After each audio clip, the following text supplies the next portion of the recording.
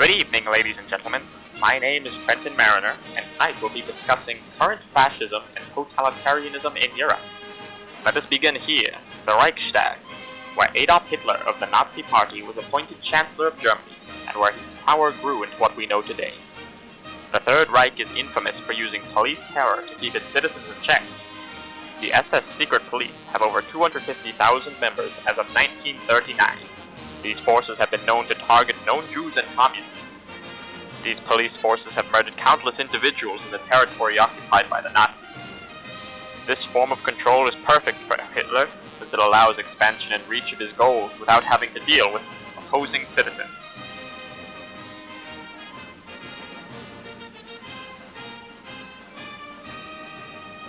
While the most infamous example of persecution during the Second World War is the Nazi Holocaust, far in the west, in Spain, many more are being prosecuted.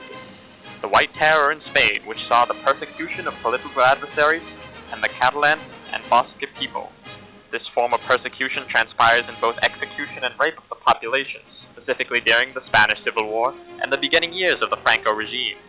The Catholic religion was also made the primary religion of the state, with atheists and Protestants alike being persecuted.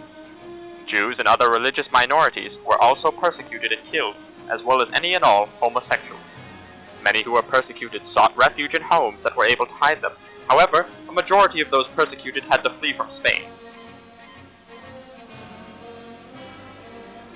The next state we will be looking at is the Soviet Union. The Soviet leader Joseph Stalin is well known for his cult of personality. For years he has been spreading a persona of a wise and all-knowing leader through propaganda and depictions of himself. There is also music and literature being spread that speaks about how he is the most learned of men and the fountain of all wisdom. This has been gaining him a following and an influence among the people. Stalin should be ashamed for telling these blatant lies to the people of this country. His followers are almost like a cult, where the people are worshipping him like a god.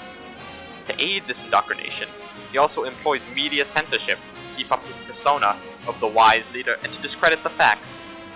This abuse of power and brainwashing of the people is unacceptable and should not be tolerated. Moving back to Central Europe, Italy's leader, Benito Mussolini, is a master of propaganda. Predecessor to the tactics used by Joseph Goebbels later on in the Nazi Germany, Mussolini would project himself as a fearless leader, both compassionate, in which he would be filmed working side by side with peasants, as well as fearless, wrestling wild animals to show strength and courage. At a certain point, Mussolini became the editor-in-chief of all Italian newspapers and media.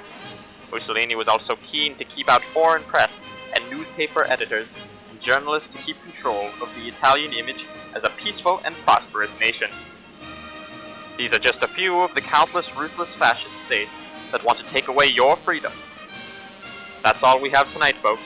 Remember, stay informed, stay safe, and together we can beat fascism.